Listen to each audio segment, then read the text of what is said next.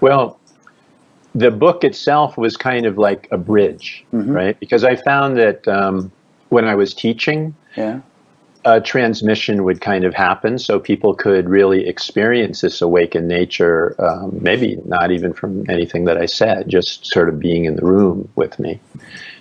But then it would fade after, a few days. So if the thing was on, Saturday, then by Tuesday or Wednesday, they'd already start coming back into a life with problems and suffering and things like that. So I wanted to find a bridge that would, that would allow them to stay like this and not have to keep coming to me, basically, because this is something in them that's awakened. It's not me. And the transmission is just awakening something that's already in them, right?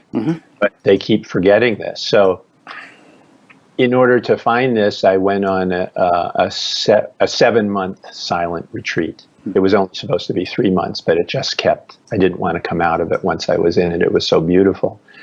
And about 5 months in, a realization of how I had awakened came to me that was totally unlike everything that I thought it was. I mean, I've been doing like Zen practice for 30 years or so, and many other different practices in it. Those all helped, but it was really life itself, and particularly experiences of love and relationships that had actually brought this to be. So when you say a realization of how you awakened, what you realized was that your relationships were for you a powerful catalyst for your awakening? Is that what you mean? Well, yes, but really all of life was. From the moment I was born, everything that had happened to me was guiding me to this. And the relationships were a very, very powerful part, to find love. What I found was people don't understand really what love is, the way I'm speaking about love, this unconditional love that's always here, that never changes, the sort of essence and foundation of all existence, right? They don't experience this, they don't feel this, but in every relationship, every feeling of love, no matter whether it's for another person, a pet, a child, it doesn't matter what it is, there's a seed of this.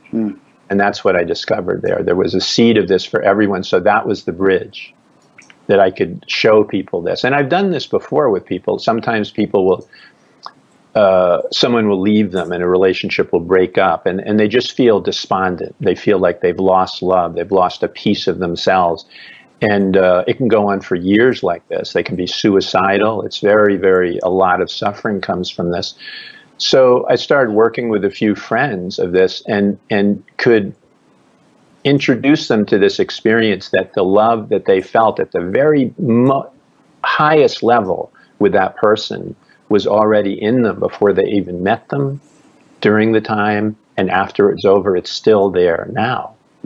So that would give them enormous relief because they would feel that this was true. Right? They could feel this still sense of love. It's not coming from outside, from a person. It's something that's in us always. Yeah. It's basically the foundation of what we are. Yeah, I mean, there's that saying, God is love. And Muktananda used to say, God dwells within you as you. So that if God is love and God is dwelling within you as you, then you are love. Yes. So what you're saying is when you have a relationship and love sort of bubbles up and becomes much more vivid in your experience, you're getting a kind of a glimpse into who and what you really and everything else ultimately are. Yeah, okay. Especially the falling in love part, that the falling in love part is actually an introduction to awakened nature, to awakened consciousness, if it's intense enough. Yeah. And then after a while, it sort of fades and we feel like, start noticing problems with people or whatever happens. It's like the honeymoon phase is over. And we kind of think of the honeymoon phase as something that's illusional. It's not like, oh, well, eventually you'll come back to life. You're like glowing now, but eventually you'll come back to the real world where you won't have this. But the real world is the dream world. It's the falling in love where you're starting to open to what you truly are.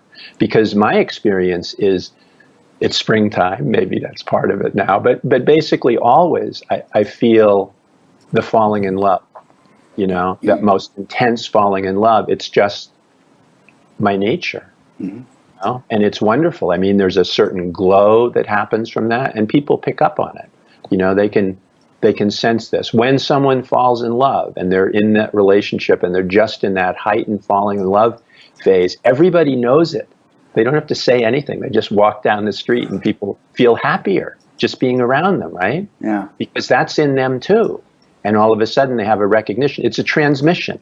So everybody that's in that falling in love phase is transmitting to other people, just the same way a guru does or anything. It's exactly the same thing. They're showing people what they are, and they're recognizing it. What they are recognizes it and sort of comes to the surface for a moment.